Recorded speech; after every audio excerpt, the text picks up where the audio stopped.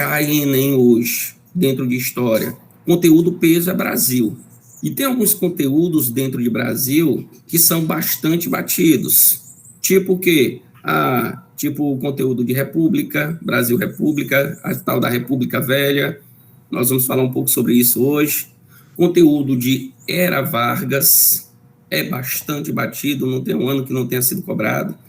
E a outra dica que eu dou para vocês é conteúdo que envolve o contexto da cidadania em relação às constituições brasileiras. Eu vou dar umas pinceladas nisso aqui para vocês hoje, dentro dessas constituições.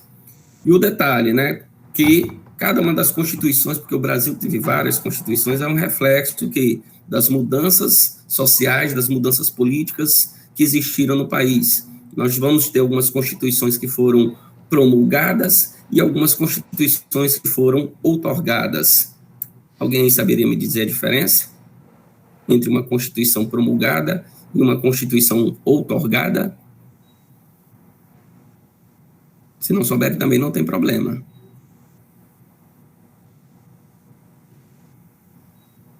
Queridos, uma dicasinha aqui, ó.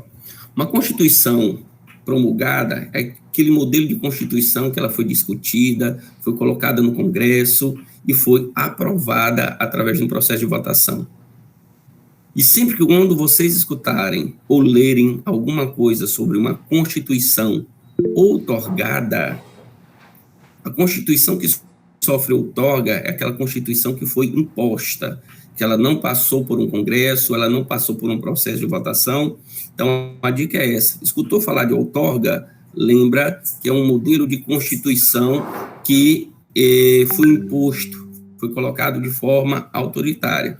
Consequentemente, toda Constituição outorgada é típica de governos, de regimes ditatoriais. E aí, o que eu decidi fazer com vocês hoje? Decidi tratar justamente desse contexto de Brasil, história do Brasil, e mais especificamente o contexto de Era Vargas. Como eu disse, é um contexto bem batido, é um contexto aí, tanto de Era Vargas quanto de República Populista, não tem um ano que não tenha sido cobrado dentro de Enem, esse contexto de Brasil. E aí é o grande diferencial do Enem. Ele trabalha muito Brasil. Temos as críticas ao Enem, que hoje ele deixa de lado um pouquinho a regionalidade, o regionalismo, mas, por outro lado, eu tenho certeza que vocês também vão fazer vestibular aí para a estadual, e a estadual ela cobra em peso conteúdo de Maranhão, a história do Maranhão e geografia do Maranhão. E esse é o diferencial, porque enquanto que a UEMA já cobra questões, né, um número menor de questões, né, e o Enem já tem essa exorbitância de questões, porque no Enem, gente, eu sempre costumo dizer que o Enem é um teste de resistência. Porque uma coisa é a gente falar de Enem e outra coisa é a gente vivenciar o Enem. O que eu fiz uma vez? Eu decidi fazer o Enem. Para a gente ter a prática, né? De dizer, olha, eu estou falando para o meu aluno por experiência própria. Fiz o Enem e percebi o quê? Que o tempo é muito curto, gente. É um teste de resistência. Porque você vai pegar e está trabalhando lá uma média de 3 minutos para cada questão. Então, o aluno tem que ser ágil, tem que ter um raciocínio rápido. Entendeu o contexto? Pegou a questão, tem um comando. Toda questão que existe dentro do Enem, ela tem um verbo de comando. Parece aula de português aqui, mas é isso. É um verbo de comando. Então, o aluno sabendo interpretar o texto com o verbo de comando, uma linearidade. Elas têm um certo sentido, mas não respondem o comando da questão. E nós vamos trabalhar, eu vou ensinar essas técnicas para vocês hoje, resolvendo algumas questões de vestibular relacionadas a isso, tá bom? Então, eu vou começar compartilhando aqui uma tela com vocês. Se alguém tiver alguma dúvida, fiquem à vontade. Uma vez, minha professora me disse que quando a gente pega a prova do Enem, a gente tem que ver logo as questões que a gente sabe, direto naquelas questões que a gente sabe, marcar para as difíceis ficar por último, porque assim fica mais fácil para a gente, que a gente ganha mais tempo. Exatamente. Você não pode perder tempo com a questão, porque existe aquela história de você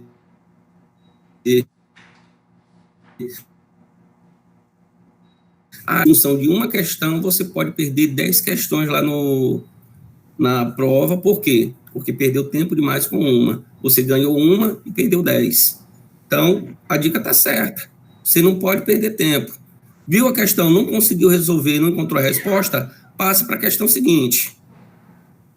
Tá, exatamente. Terminou sua prova.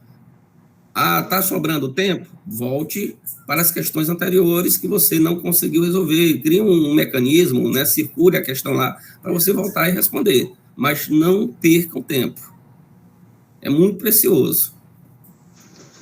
Professor, mas você indica primeiro ir diretamente para a redação ou fazer logo as questões, responder logo? Olha, eu particularmente, eu preferia fazer primeiro a redação. Se você tem uma prática já com a redação, faça primeiro a redação. Porque a redação hoje ela é um diferencial, queridos. Você fazer uma redação nas coxas, você perde um percentual significativo de pontos. Então, o aluno tem que... Hoje, vocês sabem que o aluno que almeja um curso de medicina, um curso de direito, ele tem que ter uma média aí, um mínimo de quê? De 700 pontos. Professor, E aí, mas tipo, por exemplo, você está fazendo a prova. Quando você terminar a prova, eles te dão tempo específico para você fazer a redação? Não. Ou não, é tudo junto? Não, tudo junto, você que escolhe. Fica a seu critério. Você vai começar a fazer sua prova, você escolhe se você vai começar fazendo a prova de humanas, você escolhe se você começa fazendo a redação, fica a seu critério. Ninguém estabelece isso para você, não. Digo, olha, agora é o tempo da redação. Não, é tudo junto. Bem, se você tem uma prática já com redação, de estar produzindo, vá para a redação. Se você sente dificuldade e acha que você é bastante rápido em resolução de questões, então, vá logo para as questões. Tem gente que cria uma outra, tem estudante que já cria uma outra estratégia. Qual? Eu não sei se isso, cada caso é um caso. Mas nós temos estudantes hoje que disseram que se saíram bem no Enem, porque primeiras questões de ciências humanas, responder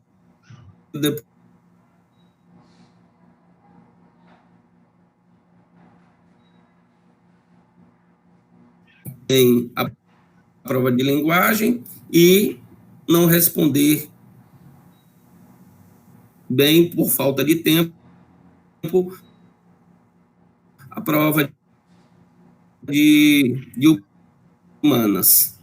Então, tem aluno que cria essa estratégia de responder, né, as 15 primeiras questões, né, de uma área de conhecimento, né, de linguagem, depois ele vai para as 15 outras questões de ciências humanas, certo? Então, ele vai intercalando, casando as questões. Isso também seria uma outra estratégia que pode ser feita por você. Mas qual é o tempo específico para a gente fazer a redação? O tempo específico?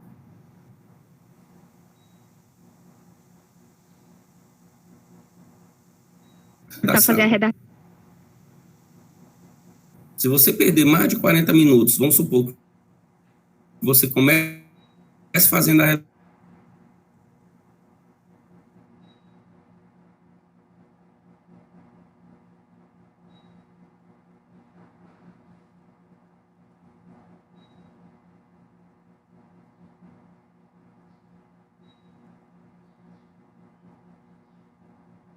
É o ideal.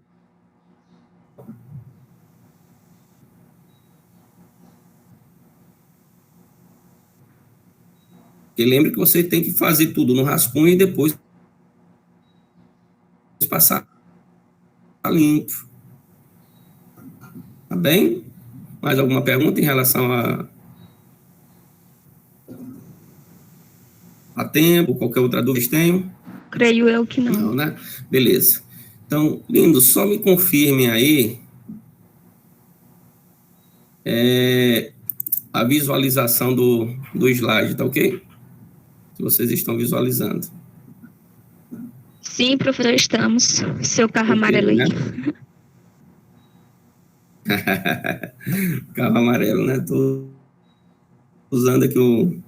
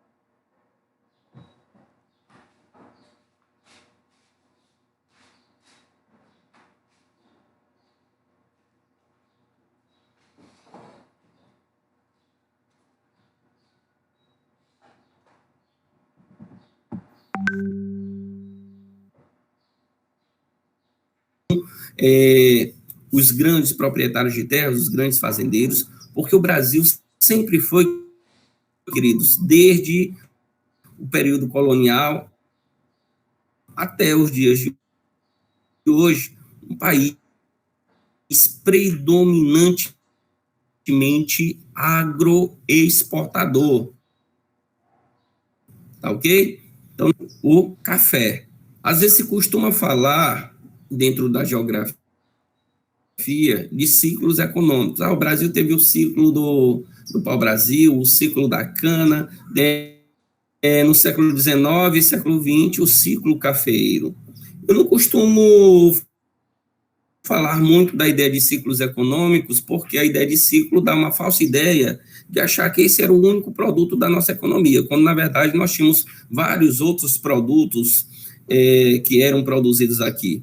Nós temos o principal produto, café, mas não o único produto, café. Tá bem? Então, quando vocês lembrarem de século XIX, século XX, principal produto, café. O pretinho que começa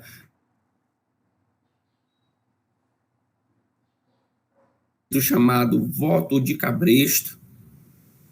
Vocês saberiam me dizer o que é um voto de cabresto? foi quando os escravos, as pessoas que trabalhavam lá, que os donos da fazenda falavam, por exemplo. Exatamente, né? Exatamente. Tá corretíssima, viu? Obrigado. Como é seu nome? E Silvânia Santos, que meu apelido é Vaninha. Obrigado.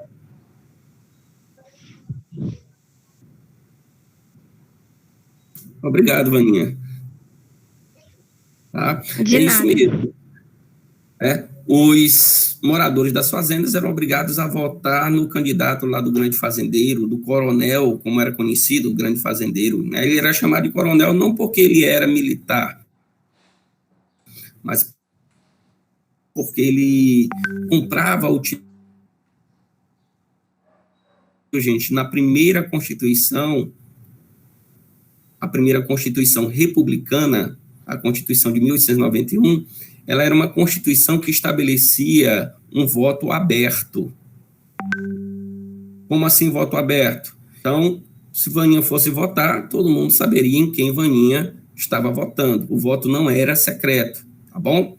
Então, o que acontecia nesse período de 1889 até 1930? A prática de corrupção principalmente eleitoral, que fazia com que as oligarquias se mantivessem no poder. E principalmente as oligarquias de Minas Gerais e São Paulo. Era São Paulo e Minas que se revezavam no poder político, e essa política foi chamada de política do café com leite. Por que esse nome? Justamente porque tinha São Paulo e Minas se unindo politicamente, que eram os dois principais centros populacionais, os dois principais centros eleitorais, e daí eles terem se unido, e São Paulo e Minas eram grandes produtores de café e leite. Aí esse nome, tá bom? E a Revolução de 30, ela vem justamente acabar com toda essa política oligárquica existente no Brasil. Se diz que a Revolução de 30, ela buscou moralizar o Brasil politicamente, queridos. Então, o período de 1930 até 45 é considerado um período aí da Segunda República, também chamado dessa forma, tá? E a gente tem que buscar entender todo o contexto histórico que contribuiu para essa revolução ou golpe. Nós vamos deduzir depois se isso foi uma revolução ou, de fato, um golpe. O certo é que, durante todo esse período, existiram algumas transformações que foram bem significativas para a sociedade, queridos, que foram importantes para a classe trabalhadora.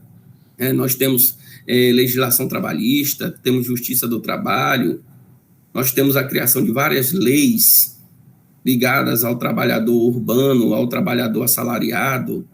Nós temos um Estado que passa a ser intervencionista, a intervenção direta do Estado na economia. E por quê? Porque antes de 1930, em 1929, não sei se vocês já estudaram, com a queda da Bolsa de Valores de Nova York. Foi a primeira grande crise do capitalismo, queridos, em 1929. Uma crise que começou lá nos Estados Unidos, bem parecida com a crise de 2008 para 2009. A história é assim, né? A gente vai entrando num assunto e vai puxando outros. Tá? Então, vou tentar ser o mais resumido aqui possível para vocês, tá bem? Então, em 1929, eu tenho uma queda da Bolsa de Valores lá em Nova York que vai afetar todo mundo. Por quê? Porque vivia-se um modelo político liberal, certo? E buscando sempre o crescimento da produção. Chegou a um ponto que a produção se tornou maior que o consumo, tá? Queridos, produção maior que o consumo. Qual é a tendência do preço do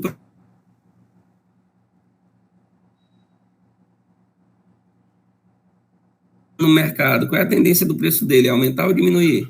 Com certeza ele vai aumentar. Opa! Com certeza. Ele vai diminuir? Vai diminuir, querida. Tá? É o inverso. Tá? Olha, foi tão convicta, né? Que quase eu me convenci que você estava certa.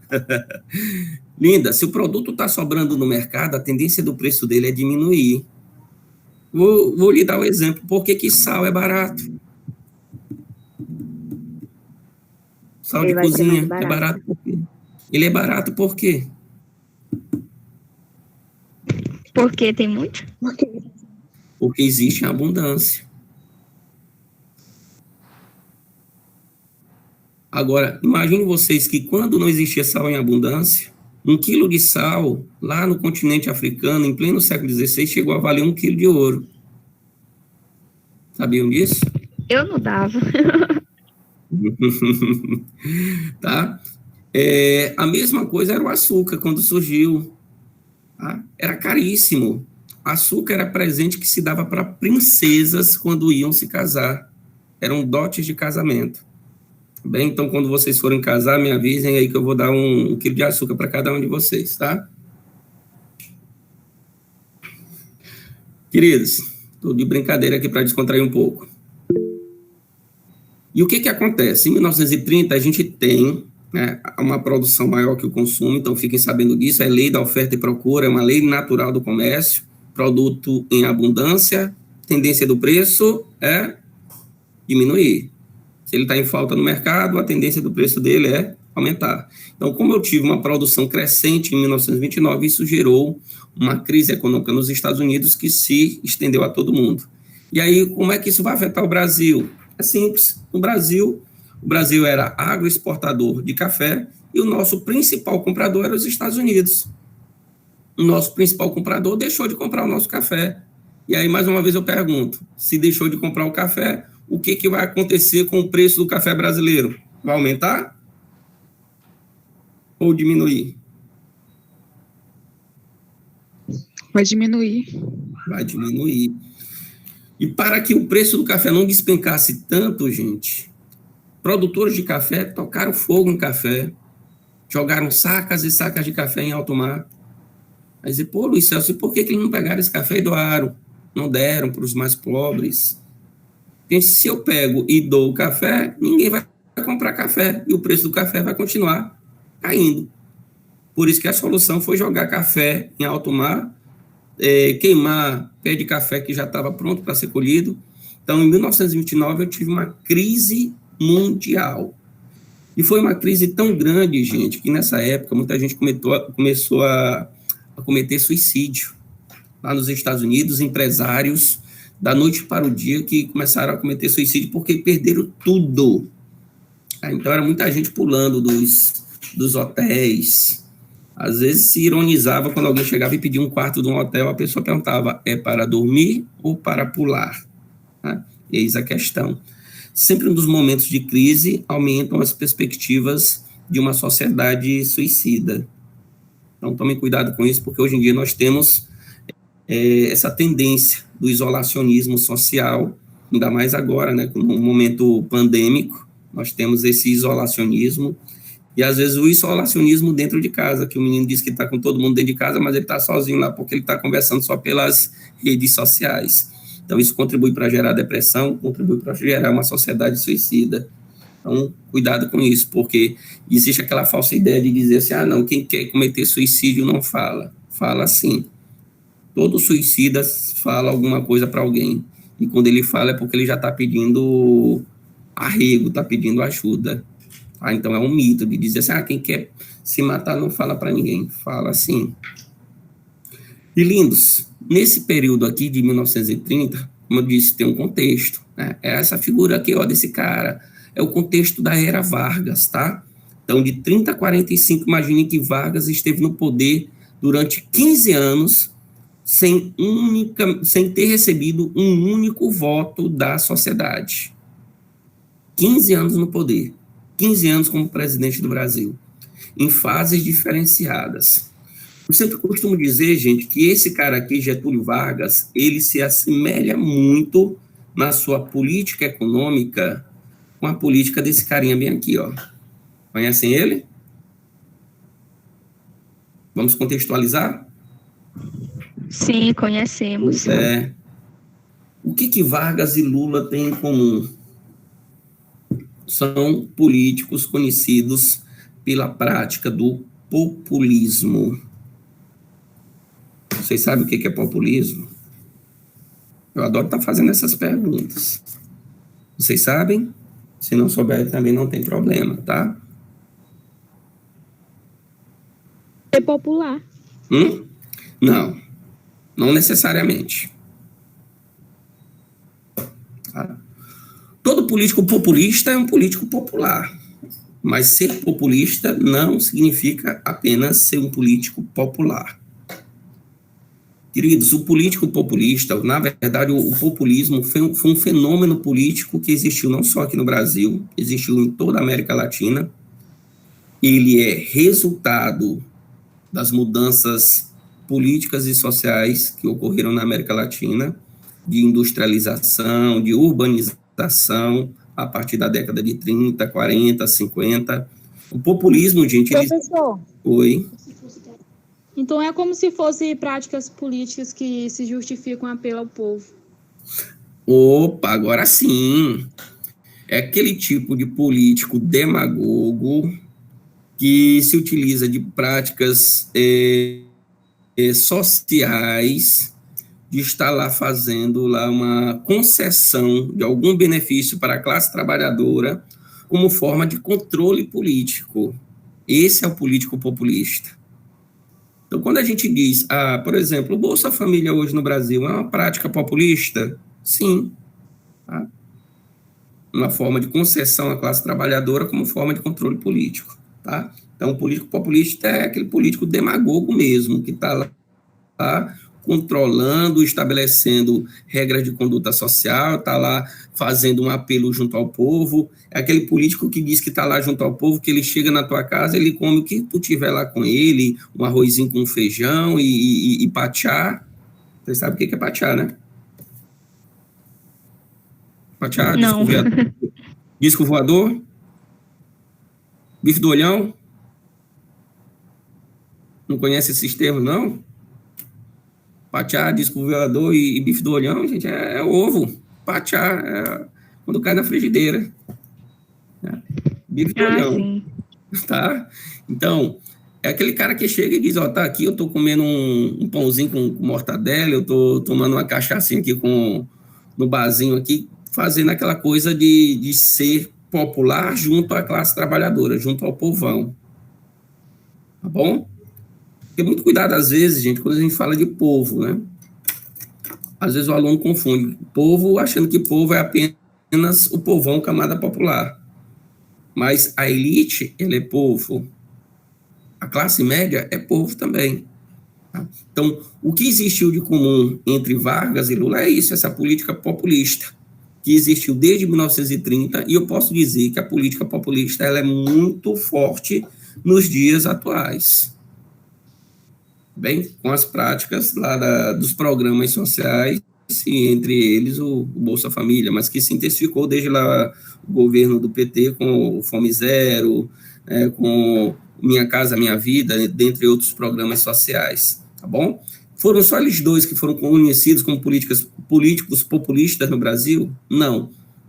Eu tenho Vargas, tenho Juscelino Kubitschek como político populista, tenho Jânio Quadros, o João Goulart, todos eles foram políticos populistas. Como eu disse, quando é que eu tenho o fim do populismo no Brasil? Em 1964, com o golpe militar. O golpe militar de 1964, queridos, ele surgiu justamente para acabar com as práticas populistas no Brasil, tentando acabar, né, com o populismo. Tá bem? Por quê? Porque os políticos populistas são defensores de uma linha nacionalista, de interesse na intervenção estatal na economia, tá bem? Então, uma coisa é a gente entender a Era Vargas, e outra coisa é a gente buscar entender todo o contexto populista que se estende depois da Era Vargas, durante toda a República Velha, de 45 até 64, eu tenho uma continuidade dessa política populista, certo? Que vai surgir agora, né? Estamos em pleno momento de campanha, vão aparecer alguns políticos populistas aí, demagogos, né? Abraçando todo mundo, aí chega em casa, toma um banho de álcool, né, porque tem nojo do pobre, né? Lindos, em 1929, no Brasil, quem era o presidente? Esse carinha aqui, ó, o Washington Luiz. Ele era de São Paulo, tá? E ele, o que ele fez? Ele lançou como candidato um outro paulista chamado Júlio Prestes. Então, bem aqui começa o contexto da Revolução de 30. Porque, como existia um acordo político entre São Paulo e Minas, se revezando politicamente na presidência, nesse período, o Washington Luiz deveria apoiar um candidato mineiro. Ao invés de fazer isso, ele apoia um candidato paulista. O que eu vou ter a partir desse momento, queridos? Um rompimento político entre as duas principais potências políticas do Brasil nesse período, São Paulo e Minas. E até hoje nós temos São Paulo e Minas como os grandes centros políticos do Brasil.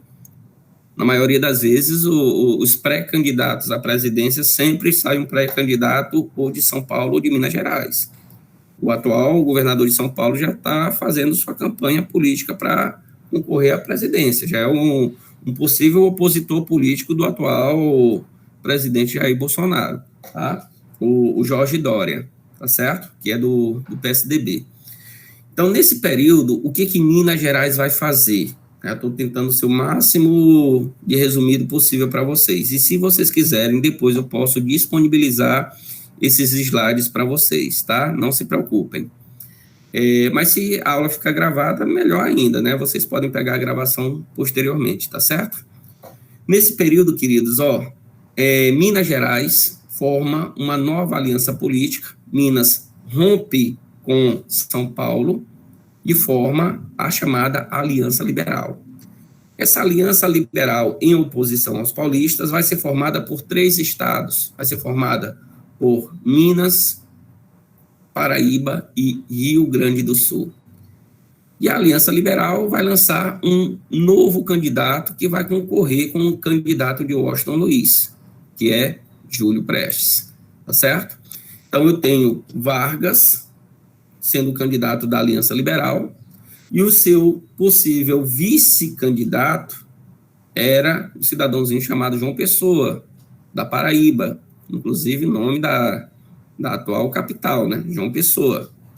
Então, eles serão os candidatos da aliança, vão concorrer às eleições com Júlio Prestes e vão sair derrotados, tá? A vitória do Grupo Paulista. Quem saiu vitorioso? Júlio Prestes. E, nessa época, queridos, vale lembrar que as eleições eram mega, hiper, power, plus, prime, fraudulentas. Pensa no período de fraude eleitoral, era esse período aqui. Era um período que defunto estava votando. Como é que defunto vota, Luiz Celso? Ora, o cara pegava um documento do cara que já morreu, ia lá e votava no lugar dele. Por quê? Porque nessa época a gente não se exigia documentos com fotos para comprovar se era o eleitor mesmo. Então, tinha muita fraude mesmo. Tá bem? E São Paulo se mostrou mais eficiente na prática de fraudes. Conseguiu eleger Júlio Prestes. Bom, legalmente, quem deveria assumir? Júlio Prestes. O que a Aliança Liberal começou a questionar?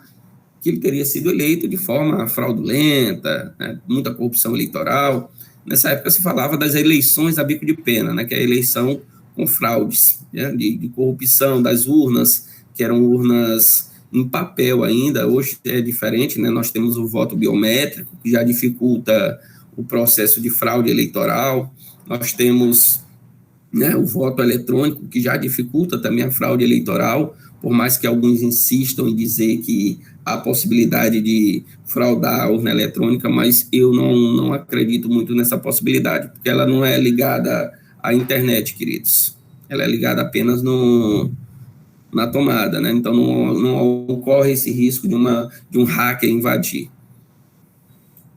E, como eu disse para vocês, diante da derrota da Aliança Liberal, vai começar a crescer a oposição política, buscando derrubar o Washington Luiz antes mesmo de Júlio Prestes assumir.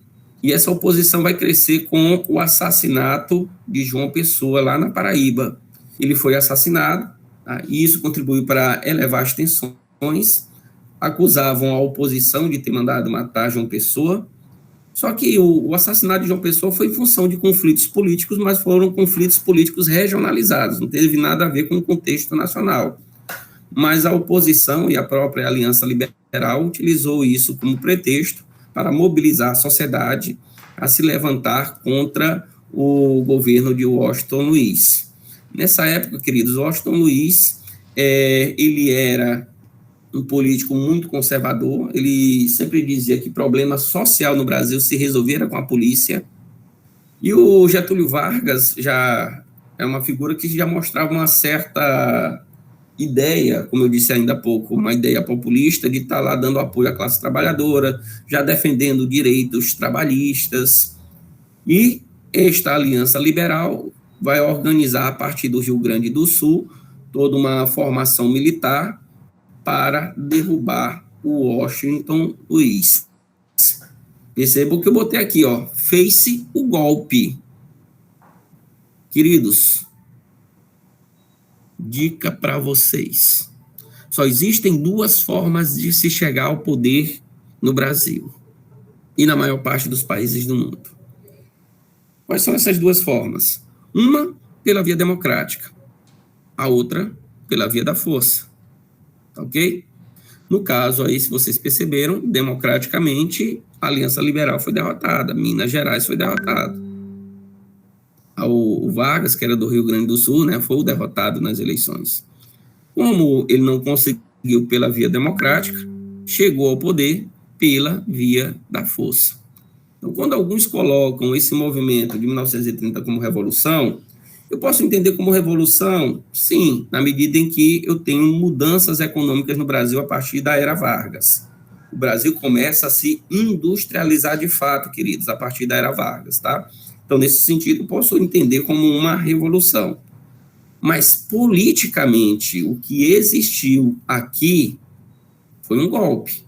Getúlio Vargas chegou ao poder não pela via democrática, mas pela via da força. Tá bom? Então, se diz que a partir de 1930, a República Oligárquica, a tal da República Velha, chegava ao fim. O próprio Vargas era defensor da moralização política, defensor do voto, que o voto passasse, a partir desse momento, a ser secreto, porque o voto aberto contribuía para a fraude eleitoral. Então, a ideia do voto secreto foi maravilhosa, porque a partir desse momento, só quem sabe em quem você vai votar lá na urna é você, a não ser que você queira externar. É interessante porque nas cidades pequenas, né, como Timbiras, o voto é secreto, mas às vezes tu acaba sendo pressionado a dizer o que tu é, né? Porque tu tem que estar indo em manifestação, vestindo a camisa e com banderola e tudo mais. O voto em Timbiras acaba sendo aberto, né? E tu tem que estar lá, dizendo o que tu é. Por mais que às vezes na hora lá da urna tu vote em outro. Então, na família mesmo da pessoa, às vezes acontece discussões por causa de política, não sei o que, tu vai votar em Bolsonaro, aí a pessoa não vou votar não. Aí... Foi o que mais aconteceu agora nesse momento aí das últimas eleições presidenciais, né, família brigando por causa de política. Por isso que tem gente que diz assim, tem 3 coisas que não se discute no Brasil: política, futebol e religião. Eu discordo. Discutir se discute, a questão é saber discutir e saber respeitar as diferentes opiniões, coisa que não está se sabendo fazer, né? O que acontece na maioria das vezes? Eu não concordo com a opinião de Vaninha, né? Ela postou uma coisa lá na rede social, eu vou lá, o que eu faço? Eu excluo ela, ou eu a xingalho primeiro e depois excluo ela. Então, a falta de respeito às diferentes opiniões. Esse não é um problema que nós temos atualmente. Queridos, até aqui alguma pergunta, alguma dúvida? Tá claro? Tá achando muito rápido, muitas informações? Ou tá bom? Eu gosto sempre de escutar meus alunos. Tudo bem até aqui? Para mim tá ok, professor. Tudo ótimo. Então, queridos, o que acontece? O Washington Luiz, quando ele foi deposto e Vargas assume o poder, é aí que eu tenho o início da tal da Era Vargas. E aí começa logo a dica. Era Vargas é dividida em 3 fases, tá? Certo? Quais são as 3 fases? Vou passar esses slides aqui, que foram coisas que eu já falei para vocês, né? Professor, um momento aí. Oi. Nessa fase aí, Washington foi deposto e Vargas assumiu o governo Provisoriamente. Deposto como assim? Ser deposto significa ser retirado do poder. O golpe de 1930, ele ocorreu justamente antes da posse de Júlio Prestes, que havia sido eleito. Certo? Então, o golpe ocorreu depondo o então presidente Washington Luiz. Ele foi deposto, ele foi retirado do poder, à força, porque foi um golpe, tá certo? Sim. Ele não foi retirado do poder democraticamente. E por via da força militar que tomaram o poder, tá bem? E é isso que significa ter sido deposto. Quer dizer que com a morte do João Pessoa aconteceu o golpe. Exatamente. E Washington foi deposto. Exatamente. Ótimo, gostei do raciocínio. É esse mesmo. Ok. Beleza? Mais alguma dúvida? Queridos, como eu estou dizendo, o movimento, né, de 30, né, não se afirmava como uma ideia de uma revolução, né, pois não resultou de uma ruptura total da ordem política. Por isso que eu coloquei o movimento mais como um golpe do que necessariamente como uma revolução. Por quê? Porque quando a gente fala de revolução, é ruptura, é quebra de continuidade. E quando a gente fala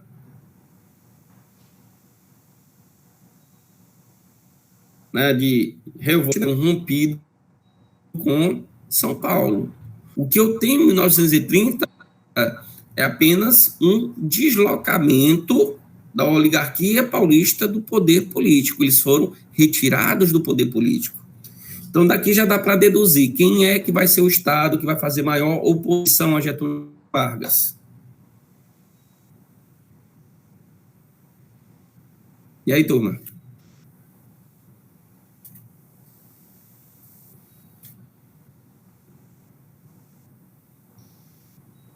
Qual Estado vai ser a maior oposição a Vargas nesse momento? São Paulo. São Paulo, com certeza.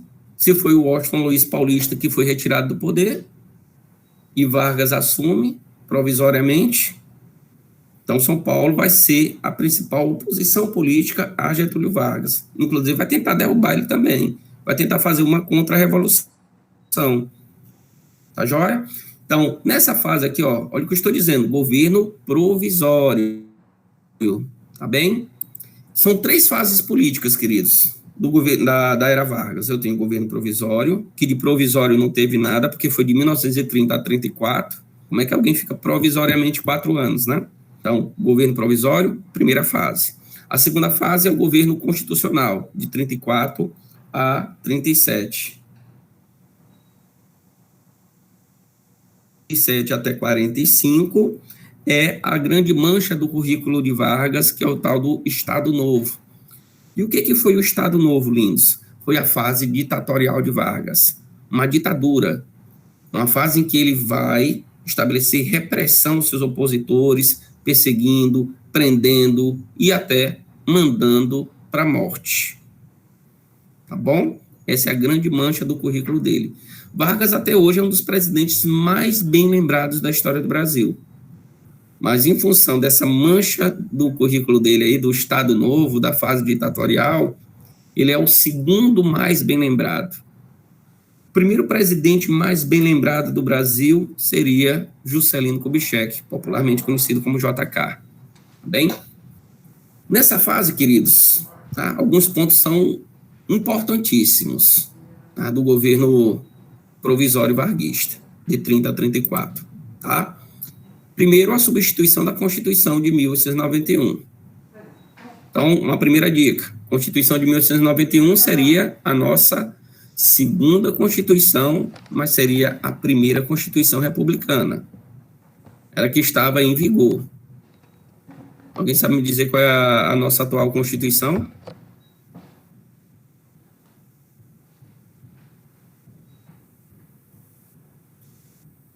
Momento grilo, ninguém faz nada.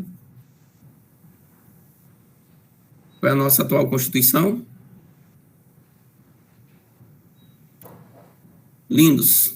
Constituição de 1988. Essa é a nossa atual Constituição. Ok? Não se esqueçam disso.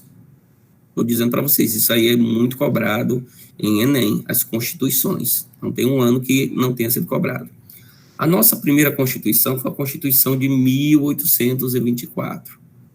Em 1824, o Brasil era um império, governado lá por Dom Pedro I. E na primeira Constituição, o que nós temos? Olha, eu estou fazendo um paralelo já aqui, pegando as Constituições. A primeira Constituição, ela estabelecia que o voto era censitário. O que é um voto censitário, Luiz Celso? Eu não sei. Bom, voto censitário, gente, é aquele voto com base na renda. Só votava quem tinha dinheiro. Tá bem? Então, quem é que participava de política no Brasil durante todo o Império? Apenas a elite agrária. Que beleza! Implantou-se a República no Brasil em 1889. Em 1891, uma nova Constituição, porque o Brasil estava mudando o seu regime político, de monarquia, de império, para república. Então, a República, em 1891, ela estabelecia, a gente já falou sobre ela ainda há pouco, ela estabelecia um voto aberto, que contribuía para as fraudes eleitorais, e por isso que eu tenho a substituição dessa Constituição, que agora vai se defender o voto secreto, tá bom? A partir de 1930, nós temos o voto secreto. Na Constituição de 1891, quem era considerado cidadão?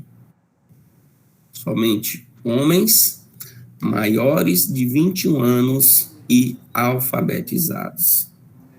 Aí poderia surgir uma outra pergunta. Sim, Luiz Celso, o que muda? Durante o Império, a Constituição de 24 estabelecia um voto com base na renda, só a elite votava.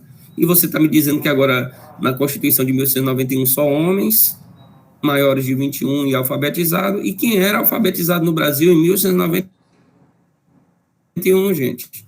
O povão era alfabetizado? Sim ou não? Não. Não, somente a elite. Então, é como se eu dissesse para vocês que em 1891 apenas 5% da população brasileira tinha o direito à participação política. E olhe lá. É nessa Constituição, gente, que eu vou ter a separação entre Estado e Igreja, que o Estado passa a ser considerado laico. O que é Estado laico?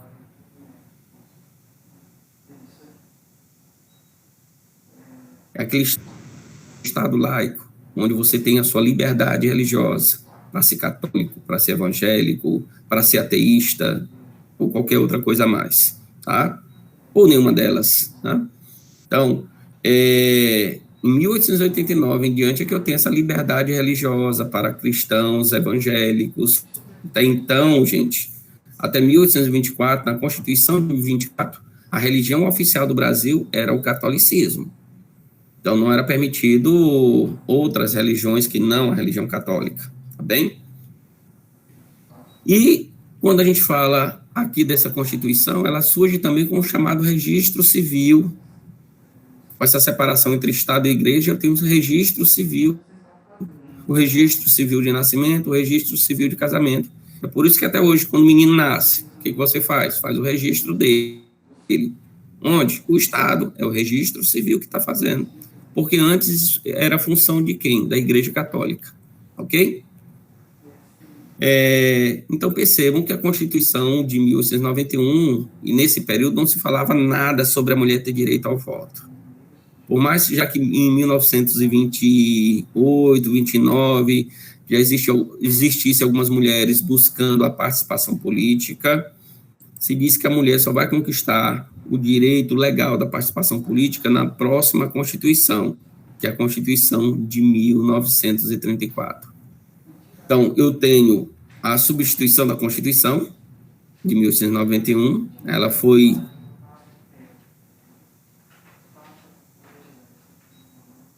do Legislativo.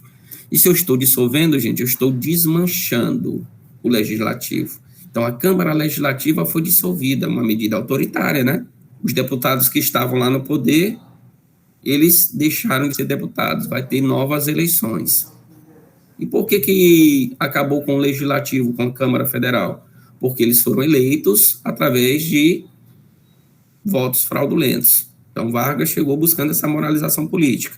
Na medida em que ele dissolve isso, ele nomeia tenentes interventores de cada estado. Então, eu tenho esses tenentes substituindo os governadores de cada estado, uma medida também centralizadora, a descentralização política. Pegou tenentes que eram do seu grupo político e colocou para governar cada um desses estados. E como eu disse para vocês ainda há pouco, o principal estado que fazia oposição a Vargas era o estado paulista. E justamente em 1932 eu tenho a Revolução Constitucional ou Constitucionalista Paulista de 1932. Então, São Paulo buscou organizar um exército para derrubar Getúlio Vargas, com a intenção de derrubar. Lógico que não conseguiram. Então, mas existiu essa luta armada entre o estado de São Paulo e até feriado, tá, gente, em São Paulo, um feriado muito comemorado da Revolução Constitucionalista de 1932, é feriado estadual lá. Lindos, além disso, eu vou ter aqui, uma maior demonstração de repúdio a Vargas, justamente nessa Revolução Constitucional, São Paulo tentando derrubar. Eu tenho até uma imagem aqui, né, dos cartazes paulistas, e percebam que aqui neste cartaz paulista, com um soldado dizendo, você tem um dever a cumprir, consulte a sua consciência. E do lado do cartaz paulista de 1932, e essa imagem já foi muito cobrada em questão de vestibular também, ela tem uma siglazinha, MMDC, que eu botei aqui para vocês, o movimento MMDC. Isso aqui, gente, é a sigla do sobrenome de 4 estudantes que foram mortos pela polícia do governo varguista, que estavam fazendo manifestações lá em São Paulo, e a polícia foi lá e matou.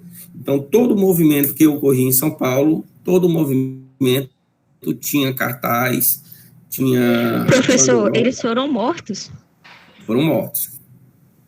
4 estudantes. E aí são os sobrenomes desses 4 estudantes: Martins, Miragaia, Drauzio e Camargo. Então, eles foram mortos num confronto com a polícia, lutando contra o governo Vargas, tá, esses 4 estudantes, e aí esse movimento se intensificou em luta armada, que foi a Revolução Constitucional de 32. E o próprio nome já diz, gente, Revolução Constitucionalista. Se ela era uma revolução constitucionalista, uma das principais propostas da Revolução era cobrar do governo a elaboração de uma nova Constituição, já que a Constituição de 1891 havia sido dissolvida, tá bom? Alguém gostaria de perguntar alguma coisa? Ligaram o microfone, hein? O senhor pode repetir o nome desses jovens para mim, por favor? Martins, Miragaia, Drauzio e Camargo. São sobrenomes, tá? Esses 4 estudantes que entraram em confronto com a polícia e acabaram sendo assassinados. Por isso que São Paulo aí... Qual é o último? Camargo. Tá bom? Então, esse movimento, né, ele ganha uma conotação de luta armada, as indústrias paulistas vão estar produzindo e voltando a sua produção para a produção de armas, a produção bélica, que a gente chama, tá bom? E eu costumo dizer que esse movimento saiu militarmente derrotado, mas politicamente vitorioso. Por que eu estou dizendo que eles foram militarmente derrotados, mas politicamente vitoriosos? Porque após a derrota militar do Estado de São Paulo, o governo vai convocar novas eleições para compor um novo Congresso Nacional, um novo Legislativo, e esse Legislativo, em 1933, vai começar a elaborar a nova Constituição para o Brasil. Tá bom? Por isso que eu disse que politicamente vitorioso. Uma das principais reivindicações da Revolução era que o governo elaborasse uma nova Constituição. Lembra o nome, ó, Revolução Constitucionalista, tá bom? E por isso que a gente fala aí da Constituição, né? A Constituição de 34, que é uma Constituição muito cobrada. E aí, principalmente, aí para as meninas, lembrem disso, porque a Constituição de 34 que vai trazer o direito do voto feminino, legalmente. As mulheres vão conquistar o direito de voto. Então, o que muda na Constituição, comparada com a Constituição de 1891? O voto agora, ó, passa a ser secreto, obrigatório a todos os brasileiros maiores de 18 anos, incluindo as mulheres. Por mais que antes de 34 já tinha algumas mulheres integrando a participação política, somente na Constituição de 34 é que elas conquistam o direito legal de participar. Aí dizer, então, Luiz Celso, por que antes de 1934 as mulheres não participavam de política? Ora, a sociedade machista, conservadora, quando o papel da mulher era limitado ao lar, a ser mãe, a ser dona de casa. Tá bom? Então, foram as próprias mudanças e reivindicações da classe feminina que contribuíram aí para essa mudança dentro da legislação e dentro do direito à cidadania. Bem?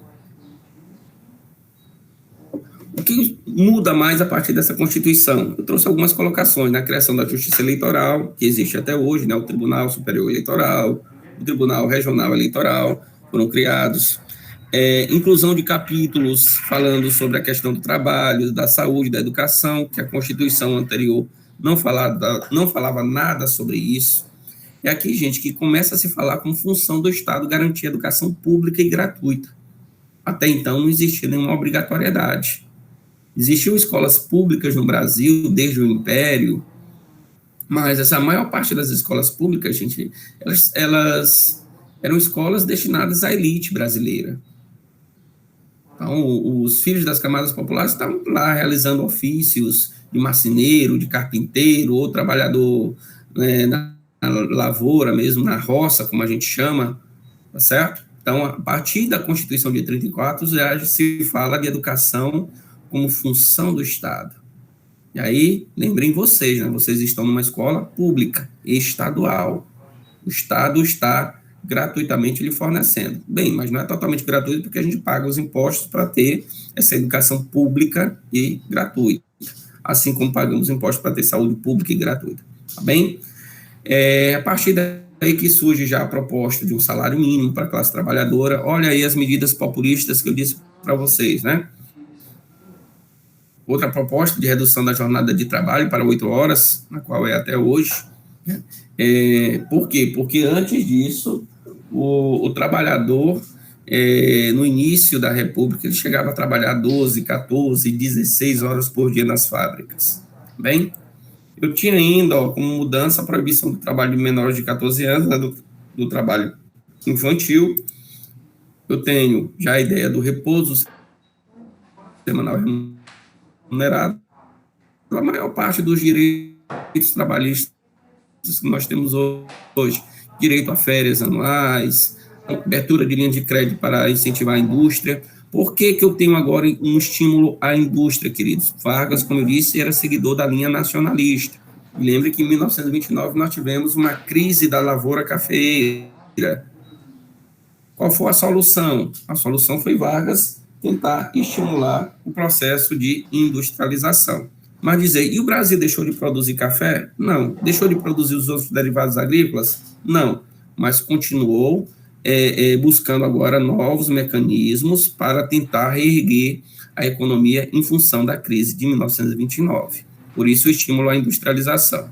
E como eu falei, o ensino primário, público e gratuito. Para quem não sabe, o ensino primário é o que a gente chama hoje do atual fundamental menor, só as séries iniciais, tá bom?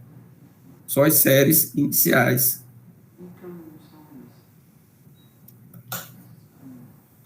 Alguma pergunta até aqui?